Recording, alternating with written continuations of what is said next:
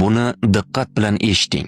Steve Jobs milliarder sifatida 56 yoshida 7 milliard dollar sarmoya bilan oshqozon osti bezi saratonidan vafot etdi. Bu uning so'nggi so'zlaridan ba'zilari xolos. Shu daqiqada to'shakda kasal bo'lib yotarkanman va butun umrimni eslarkanman. Yaqinlashib kelayotgan o'lim qarshisida barcha e'tiroflar va boyliklar ahamiyatsiz ekanligini angladim. Yoshimiz ulg'aygan sari aqlliroq bo'lamiz va asta-sekin soatning narxi 30 dollarmi yoki 300 dollarmi, ikkisi ham bir xil vaqtni ko'rsatishini tushunib yetamiz. Inkor etib bo'lmaydigan ikkita fakt bor.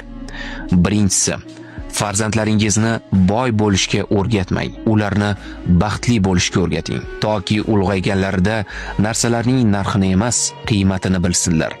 Ikkinchisi, ovqatingni dori o'rnida ye. Aks holda dorini ovqat o'rnida yeyishga to'g'ri keladi. Videoni shu joygacha ko'rgan bo'lsangiz, millionerlar klubiga obuna bo'lishni unutmang.